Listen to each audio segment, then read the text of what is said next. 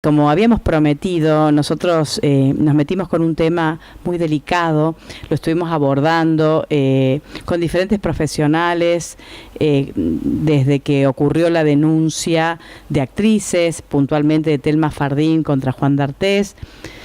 Y bueno, ahí nos empezamos a meter en este tema y nos interesó hacerlo con el tratamiento de profesionales que tengan un manejo realmente más profundo de estas temáticas. Entrevistamos en primer lugar a una socióloga, Marilina González, luego entrevistamos a una abogada, Faustina Ramírez. Bueno, y hoy hemos convocado aquí a nuestro estudio a dos psicólogas. Ellas son Nathalie Gribodo y Candela Cazorrán. ¿Lo dije bien, chicas?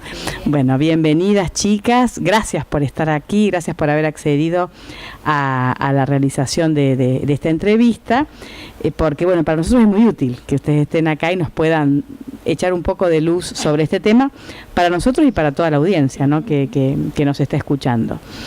Así que, bueno, vamos a empezar por preguntar, seguramente ustedes que están al tanto y han estado prestando atención a todo esto que ha ocurrido, a este fenómeno que se ha dado a partir de la denuncia de Thelma Fardín, que bueno, nosotros nos impactó cómo desde las redes sociales empezaron a surgir denuncias por todos lados, algunas que fueron a justicia, otras que no, pero al fin y al cabo muchas denuncias.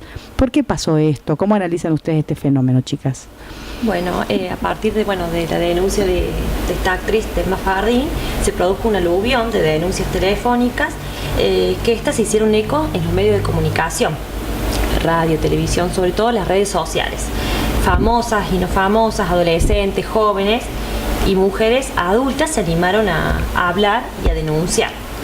Por eso, no sé si han visto que circula en los medios de comunicación el hashtag con No nos callamos más.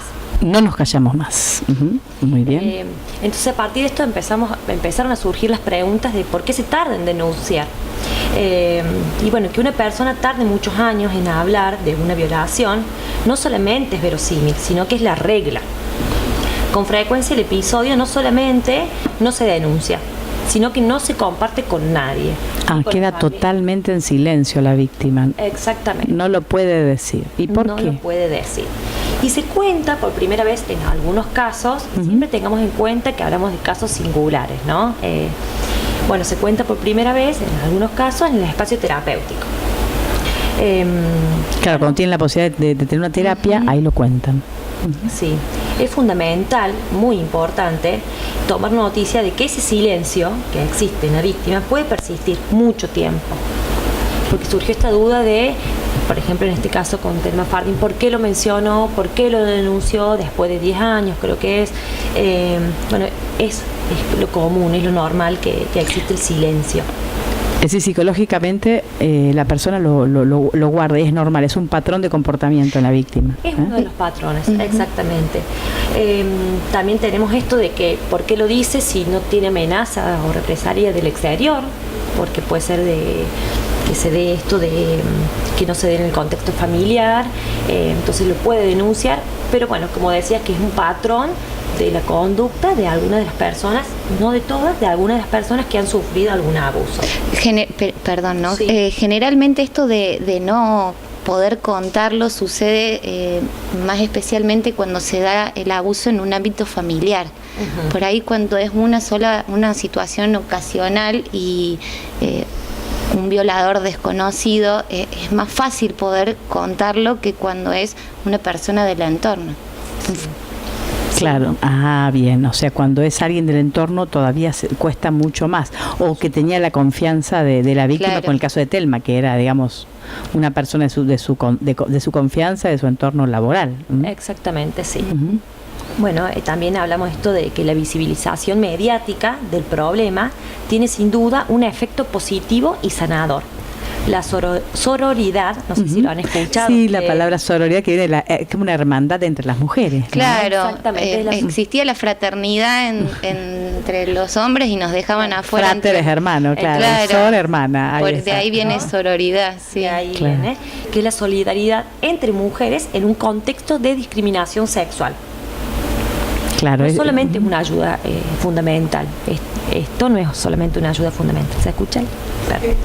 Es necesario que exista, pero a veces ni siquiera por más que exista, que el contexto nos permita denunciar, cuando hablamos de denunciar no implica ir a la justicia, implica hablar, también denunciar es hablar, poder decirlo.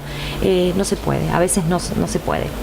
Bien, o sea que también denunciar, está bueno tener este concepto, que no siempre es ante la justicia. A veces también se considera denuncia cuando lo hace en otro ámbito. Claro, nosotros desde la psicología... Sí, no es lo mismo que desde el punto de vista legal. Claro. Exactamente. ¿Por qué se dio el incremento del llamado? Que todo el mundo pregunta, ¿por qué a partir de la denuncia de Telma se dio un incremento del llamado? Porque hoy el contexto, además por este concepto de sororidad que nos apuntala y nos ayuda, nos desinhibe un poco y nos hace saber que no estamos solas, hoy el contexto de la sociedad está habilitando a la mujer, está habilitando para que hable, la está habilitando diciéndole estamos acá para escucharte, o está tratando de, porque no estamos todos tampoco muy permisibles como se ve, ¿no? Claro. Estamos tratando de... Y con esto de la sororidad, le invita a que se anime a manifestar a aquello que estaba oculto, aquello que nos daba miedo, y hacer ver que no somos culpables, las mujeres no somos culpables de aquello que nos pasó. Y si decimos no, es no. Si no nos gusta algo y decimos que no, no está mal visto, es no. Claro. Y también esto de darse cuenta de que, bueno, hay otras como yo. Hay más gente que le pasó lo mismo que a mí. Eso también anima a poder hablar de lo que a uno le pasó. No soy la única. Claro. Existe una red de contención para este tipo de agresiones y eso ayuda también a animarse a hablar. Claro. Eso sería en lo que en psicología decimos el efecto de la identificación. María lo dijo, Juana también lo puede decir y no pasó nada. Y no pasó nada. Y no pasó nada. Y le creen. Y le creen, porque claro, en la soledad, y claro. Qué bárbaro, ¿no? ¿Y por qué estaban tan solas las mujeres en esto? No, hablamos de las mujeres, bueno, también hay abusos que no son hay otras víctimas de abusos que no son mujeres, ¿no? Pues más difícil hablar todavía si es en un varón.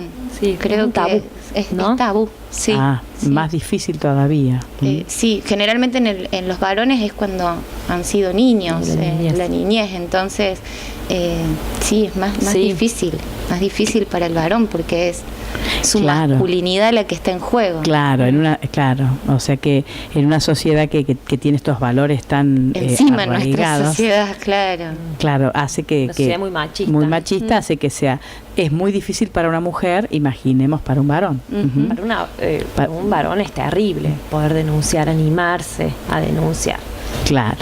Bueno, o sea que ahí estamos viendo un poco por qué se produjo este efecto que es algo hasta natural que pase así, que cuando una denunció y otra denunció, todas se atrevan a hacerlo ahora.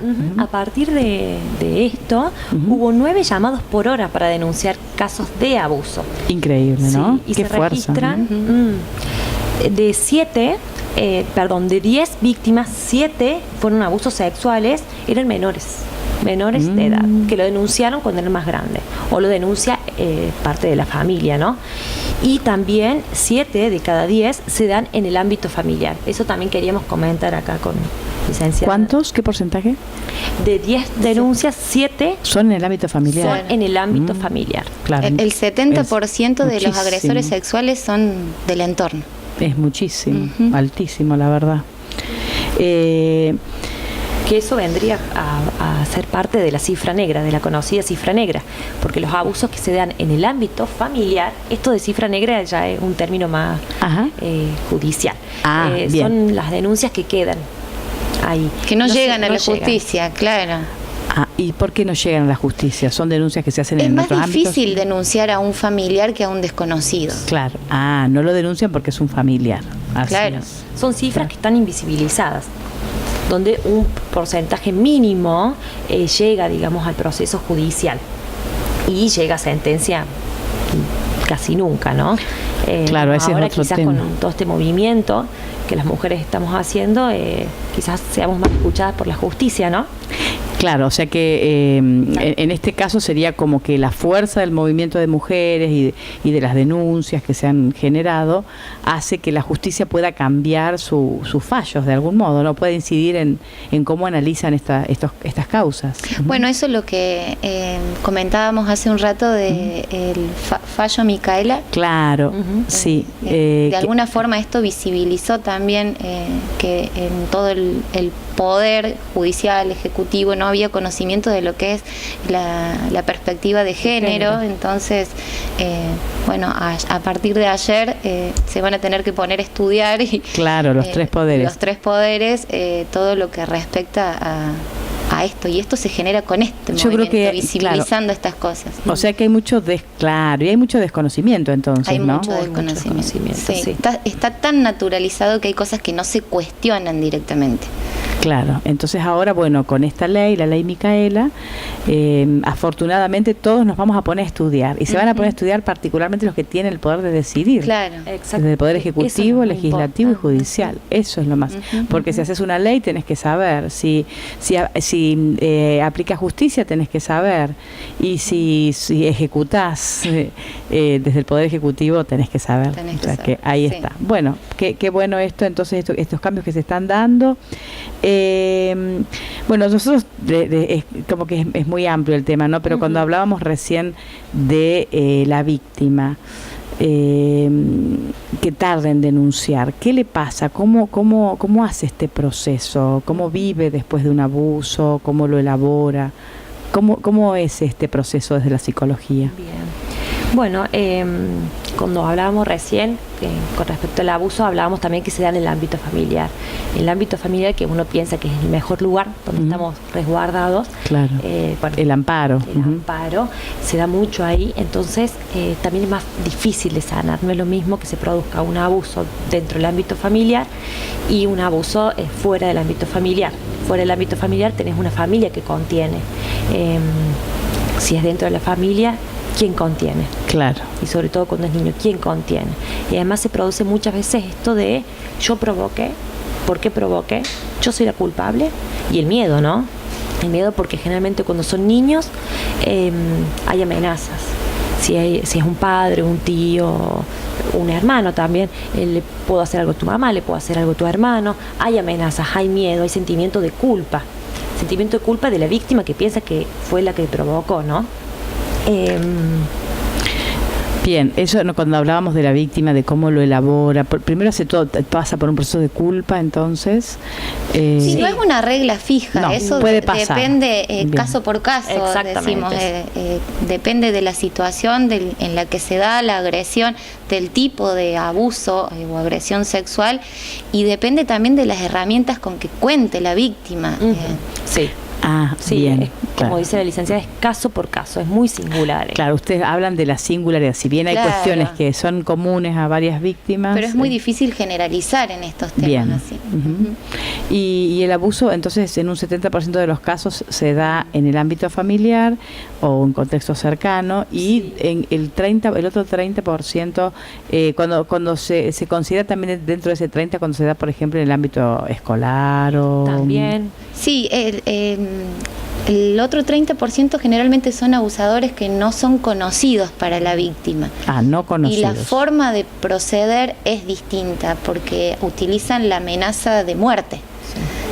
No todos llegan a matar, no todos los violadores han matado a sus víctimas, pero el principal miedo de la víctima o lo principal que quiere resguardarse es de la muerte, no de la violación. Y claro. ahí cambia, porque cuando es un abuso en un contexto conocido, no se usa el juego. Claro, y no se usa la agresión más allá del abuso en sí, pero no hay violencia física sobre la víctima. Como si lo hay. Sino es una manipulación. Mantengamos el secreto, no digas nada, mira que si decís esto puede pasar tal cosa en la familia, mejor quédate callado. En cambio el 30% que hablábamos, que es cuando no conocen a la víctima, sí hay agresión. Claro, porque en el ámbito familiar se produce a través, hablando de niños, ¿no? Sí. Se produce a través de vamos a jugar, mostrame, te muestro, esto de que se sienta nupa.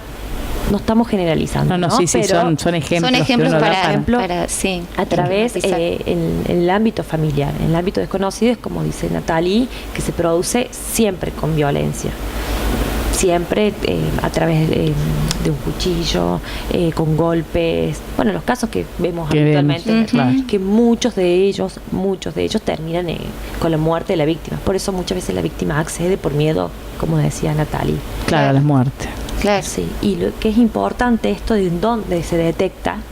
Nosotros como adultos tenemos que ser también responsables cuando estamos con chicos, sobre todo en el ámbito escolar, ¿no? En el ámbito escolar que hoy se puede visibilizar más esto, de ver los síntomas, aparecen síntomas en los niños. Bien, eso íbamos a preguntar justamente. ¿Cuáles son los síntomas? ¿Cómo detectar? ¿Cómo darse cuenta de que un niño y un adolescente han sido abusados? Bueno, en el niño aparecen sentimientos de, como decimos, de culpa y de inhibición, mucha ansiedad, angustia, pueden aparecer un montón de cosas. Conductualmente se puede ver un cambio. Se nota un cambio. Sí, o generalmente prefiere evitar a su agresor, evitar ir a la casa, si es un tío, un abuelo. Puede ser que sea algo muy minucioso, que quizás para los padres puede resultar hasta difícil darse cuenta, pero sí, generalmente hay un cambio en el comportamiento. Los pavores nocturnos, el miedo a dormir con la luz apagada, si era una niña que usaba polleritas, no le quiere usar más, no quiere que le limpien porque se quiere limpiar sola, no quiere que la vea cuando se están bañando, aparece. O sea, hay un montón de signos que nos alertan, pero bueno, a veces uno se da cuenta ya tarde, ya... Claro, no es tan fácil detectar. Y otra cosa también en el ámbito, cuando se da que el agresor es conocido por la víctima, es que suele darse en repetidas ocasiones, no es solo una vez, sino que es cada vez que esta persona tiene la posibilidad de quedarse con la víctima solas y ahí claro, por ejemplo, un síntoma puede ser no se quiere quedar por nada del mundo con esa persona sola. Claro, exactamente. Antes le encantaba ir a dormir a la casa de su tía con su novio y ahora prefiere no ir. O llora cuando quiere ir. Entonces hay esas cosas, porque es raro que se dé una sola vez. Claro. Sí, eso cuando se da una sola vez, cuando es fuera del ámbito familiar. Claro, algo como más esporádico, más. Pero sí. ¿Cómo detectar a una persona que es un abusador? Bueno, no existe un perfil psicopatológico para decir las personas capaces de realizar una agresión sexual quedan encuadradas en este esquema, digamos. Los violadores son tan diferentes entre ellos por el lugar que trabajan, el grado de educación al que han podido acceder, las conductas, las motivaciones que lo llevan a cometer un acto delictivo. Entonces como que es muy amplia la población que puede llegar a cometer una violación o un delito de agresión sexual. Desde la psicología tampoco hay elementos suficientes para decir que tienen una característica perversa. Sí suele pasar, y de lo que nos basamos son de patrones o de rasgos o variables que, si bien no se presentan en todas las personas que ejercen este tipo de agresiones, sí es común encontrar algo de todo esto. Seductor. Sí. El seductor, el hombre seductor generalmente es el patrón que se comparte. Bien. Sí. Suelen tener características de estructuras perversas. Es difícil también distinguirlos porque es una persona como cualquier otra. Claro, no es que tampoco vamos en el colectivo imaginario por ahí está la representación. Se lo suele nombrar como un monstruo a la persona que comete un delito sexual, pero no es. En la apariencia no tiene nada de monstruo. Claro, socialmente se comporta como una persona de lo que podríamos decir normal. De hecho, pasa cuando uno se entera de alguien, dice, no lo puedo creer. Claro. No me imaginé que podía ser capaz de algo así, porque no nos esperábamos ese tipo de... Claro, pasa eso, como que es algo inesperado. Y eso es como un beneficio que tiene el agresor, digamos. Hace uso y abuso de ese beneficio. Otra característica también, que no es la agresión sexual lo que los lleva o que los motiva, sino el sentimiento de poder. No es que quieren solamente violar a la persona, sino sentir ellos un poder de que están sometiendo a su víctima a cometer algo en contra de su voluntad, pero que están haciendo lo que ellos quieren que hagan. Entonces, pareciera por ahí que el fin no es lo sexual, sino que es el medio para su fin, que es el de sentirse poderosos. Por eso generalmente eligen a sus víctimas que sean vulnerables. Es raro que un violador físicamente, la víctima lo supere. Claro, tiene que ser inferior físicamente. Puede más pasar, pequeño. claro, puede pasar, pero en este caso el violador le conoce como los puntos débiles, entonces sabe dónde tocar. Claro. Sabe dónde ir, pero generalmente no, abusan. Bueno, las mujeres y los niños son dentro de la población los que más sufren este tipo de delitos. Sí. Y bueno, a ver, decíamos que también son muy sociales, son educados. Claro. Muchos son profesionales. Claro. Sí, no podemos pensar que está en una clase social determinada, por ejemplo. No, claro, por supuesto que no. No tiene que ver. En todos lados puede estar. Claro. Generalmente también son personas que en su niñez han estado o padecido situaciones de abusos. Te iba a preguntar eso. Claro, sí. Como que familiarmente en la crianza, en su crianza, han estado bajo condiciones abusivas, como pasa también en la violencia de género. El agresor adulto lo más probable es que su papá le haya pegado a su mamá. No necesariamente el violador tiene que haber sufrido en carne propia una violación, pero sí haber estado en un contexto abusivo. ¿Y por qué se da esto? Psicológicamente, ¿cómo se explica que una persona que fue abusada abuse o que estuvo en un contexto? Muchas veces lo que aprendió. Es por aprendizaje. Es lo que conoce. Sí, la internalización del ámbito familiar, claro, ¿no? Que es algo normal para ellos. Es normal, claro, es la forma. Si bien conoce. Se vincula como aprendió a vincularse con el otro. Claro, es lo que sabe. Es lo que sabe. Si bien sabe que tratar de determinada forma una persona está mal, no le sale de otra forma. Aprende a vincularse así. Claro. Son estructuras también, son estructuras psíquicas, nosotros decimos en psicología, claro, ¿no? Estructuras psíquicas. Y en el caso de la violencia de género pasa algo parecido, aprenden a vincularse de esa manera, ¿no? Sí. Como decías vos también. Bueno, es algo que se perpetúa a través de los años. Siempre el hombre fue dominante al lado de la mujer. Entonces, sí. Y nosotros hemos aprendido eso, por eso las mujeres también somos a veces más machistas que los hombres. Esto viene del aprendizaje, tanto en el hombre como en la mujer. De la vivencia. De la vivencia. Del ámbito familiar, del ámbito cultural. Sí. Bien. Y normalmente pasa que vos estás dando así los rasgos, algunos rasgos comunes que tienen los violadores, los abusadores, cuando se hacen las pericias psicológicas para determinar si una persona es un abusador o no. Y a través de una pericia se puede detectar cuando una persona es un abusador. ¿Cómo sería la tarea de un psicólogo en este caso? El abusador tiene una habilidad para manipular, para mentir, para proyectar en el otro la culpa. No siente culpa por lo que hizo, no quiere, no elige ponerse en el lugar de la víctima, no va a estar pensando qué padecer va a tener esta víctima en base a esto que yo le estoy haciendo. Entonces de esa forma se desliga. Bueno, mira cómo estaba vestida, estaba pidiendo que le hiciera esto. En el fondo ella quería, ella me sedujo. Son las cosas que comúnmente dicen, se escucha decir. Los mecanismos que utiliza, que en psicología nos podemos dar cuenta a través de test, a través de entrevistas, son la negación, la proyección, mienten. Claro. Tiene una patología narcisista terrible, claro. Donde no hay un otro. El otro es vulnerable, el otro es poco. Claro. La víctima como objeto. Claro. Ahí está, esa es su... Y siempre la culpa es del otro. Y en ese relato sale, cuando uno hace una entrevista o... Sí, sale. El perverso... Se nota. Se nota. Ojo, envuelve mucho. Sí.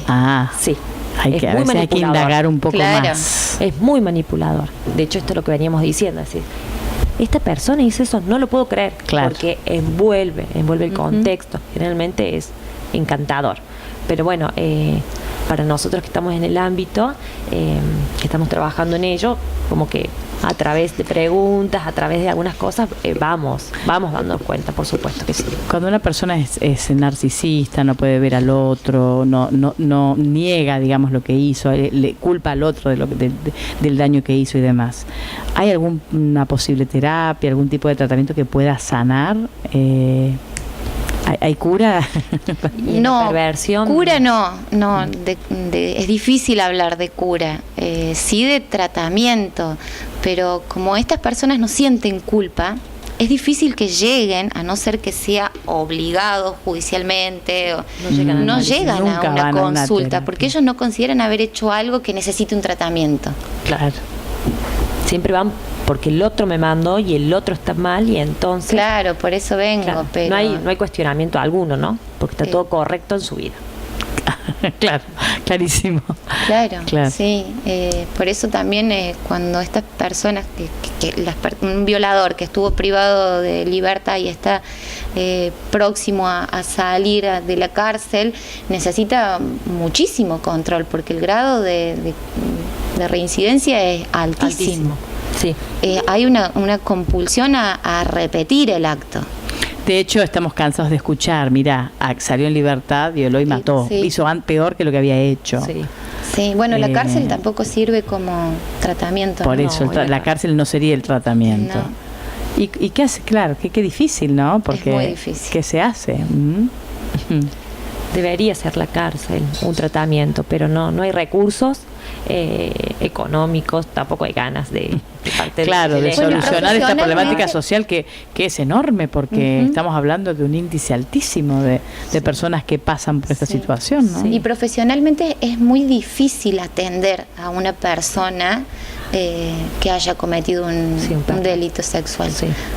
Hay mucha gente, así como pasa con los abogados, que dicen acá no puedo, acá este es mi límite, porque hay pasa que poner... lo mismo en otras profesiones como la psicología, por ejemplo. Sí, por supuesto. Sí. No lo puedes tratar porque no hay cómo entrar, claro. Exactamente. No, y porque porque están limpios ellos. Claro. De culpa, no hay culpa. No, y además están poniendo a prueba constantemente el otro. En sus relatos pareciera que uno ve, mientras están contando, las aberraciones que hacen. O sea... Y aparece continuamente la risa como un modo de defensa, la risa en forma de burla, de menosprecio. No te bancas todo esto que te estoy diciendo, no te lo vas a bancar. Provoca mucho. Por eso es difícil sostener un tratamiento. O sea que, claro, el tratamiento es muy difícil. Si no podemos hablar de tratamiento del agresor, del abusador, del violador, tenemos que hablar de prevención. Sí, es lo que nos queda, digamos. Es lo que nos queda. Sí. ¿Y cómo hay formas de prevenir? Bueno, nosotros consideramos que desde la educación, desde la información a los niños, a las personas, es la principal herramienta con la que contamos para prevenir. La ESI, la Ley de Educación Sexual Integral, que viene desde el año 2006, pero que lamentablemente no hay muchas trabas con eso. No se ha usado como corresponde, es muy beneficiosa. Quiero leer unos renglones que me parece perfecto eso. Promover saberes y habilidades para la toma de decisiones conscientes y críticas en relación con el cuidado del propio cuerpo, las relaciones interpersonales, el ejercicio de la sexualidad con libertad responsable y los derechos adecuados a la etapa evolutiva de las alumnas y los alumnos. Claro, es fantástico. Eso es lo que promueve la ESI. Claro. Entonces, que una criatura en el jardín, en la primaria, pueda distinguir lo que es una caricia de lo que es un abuso. ¿Qué mejor método de prevención para eso? Claro, sí. Que el conocimiento lo tenga la propia persona. No que después de 20 años pueda decir, esto era abuso. Mira, fui víctima de abuso, nunca me enteré. Claro. Claro, mejor que lo sepa antes, y para eso está la escuela también. Exactamente, sí, la escuela. Es que es una obligación que tiene la escuela. Y es una obligación del Estado como garante, por eso es una ley. Claro. Y es tan dispar el conocimiento que tienen los niños y adolescentes sobre temas en relación a la sexualidad, que por eso se hace esta ley, para que desde el ámbito educativo pueda haber como una equidad en cuanto a los conocimientos a los que acceden estos chicos. Claro, hemos hablado en otras oportunidades de estos temas y realmente hay una, como vos decías, hay una responsabilidad del Estado en esto de la información, así como es importante que esta ley Micaela obligue a todos a estudiar a los tres poderes, también es importante que desde el Estado y a través de la aplicación de esta ley se obligue a todos los agentes de la educación a estudiar, porque si vos no estudias no sabés de qué se trata la ESI. Es altísimo el porcentaje de docentes que no están capacitados en educación sexual. Claro. Debería ser una obligación. No debería ser. Sí. Otra cosa importante para poder remarcar los alcances de la ESI es poder separar la genitalidad de la sexualidad. Claro. Que sea una ley de educación sexual no significa que a los chicos se les va a enseñar cosas relacionadas al sexo. Claro. Es que esa es la postura, digamos, que tienen algunos padres para decir no. Con mi hijo no te metas. Claro. Con mi hijo no te metas es porque no disocian sexualidad de genitalidad. Claro, ¿no? Entonces, la sexualidad es mucho más que lo genital, que el cuerpo, es la dimensión de la persona, por eso es integral, porque abarca aspectos biológicos, psicológicos y sociales. Dentro de las aulas, bueno, yo estuve dando unos talleres de educación sexual y lo que se habla es, por ejemplo, de enseñarle a los chicos la agresión en las parejas adolescentes, inculcar valores, respeto, el cuidado hacia mí mismo, hacia el otro, es poder expresar sentimientos. Hace poquito también se amplió en lo que es perspectiva de género. Claro.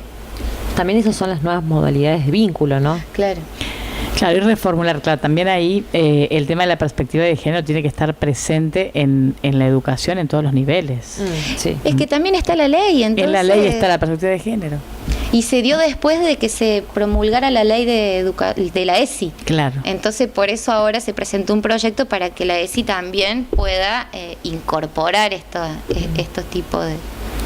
Claro, de miradas. De miradas, sí.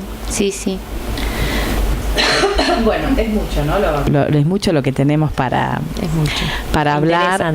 Sí, ahora que estamos hablando de estos temas, bueno, estoy repasando un poco todos los temas que las chicas han traído. También es interesante que no se genere una psicosis, ¿no? Por ahí está bueno hablar de estos temas, es importante, hay que hablarlo, pero no es que vamos a ver en cada persona que se nos cruza un abusador o estar con miedo y demás. Eso es muy importante lo que estás manifestando, porque también se observa que hay una psicosis.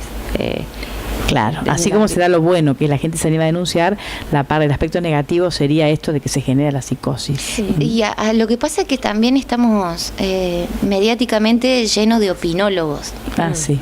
Entonces, en el programa de chisme de la tarde, en el noticiero, en las redes sociales, en todos lados la gente está opinando. Claro.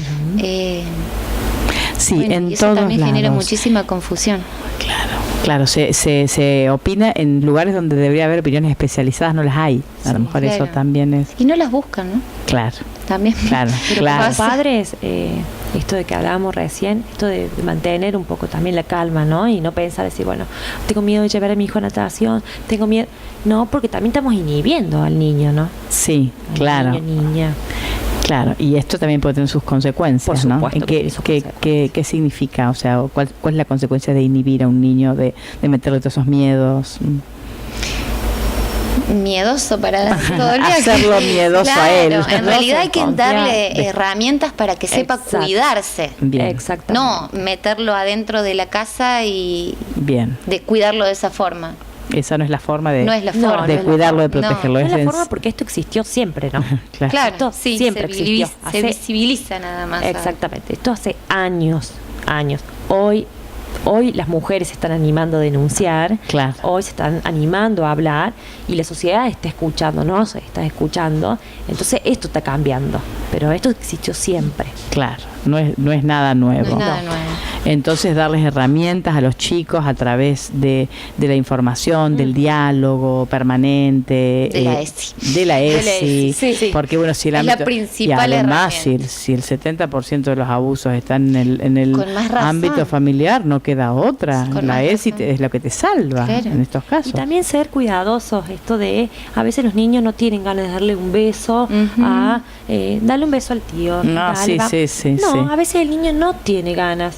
Claro. Se le podría preguntar, Respetarlo, claro. preguntar después en otro ámbito, ¿por qué? ¿Qué pasó con él? O, a ver, investigar eso, pero siempre tranquilo, ¿no? No una forma de indagar y respetar el momento del niño. Claro, eso Es. también es importante.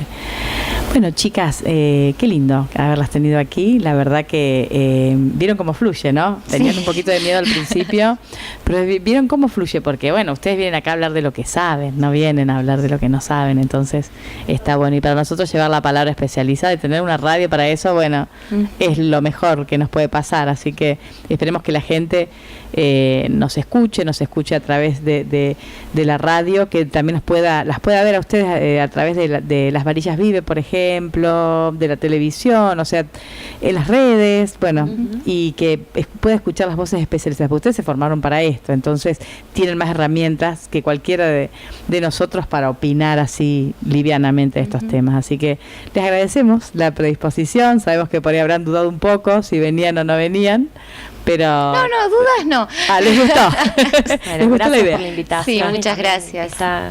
Está bueno. Muy importante que se escuche. existan estos espacios también para poder hablar de esto que está pasando. Claro, que hay que hablar de esto, no es que hay que dejarlo. Y de todos no se habla igual, entonces para que se hable, Se hable con un sustento. Con un un sustento. sustento. Eso, Ujú. chicas.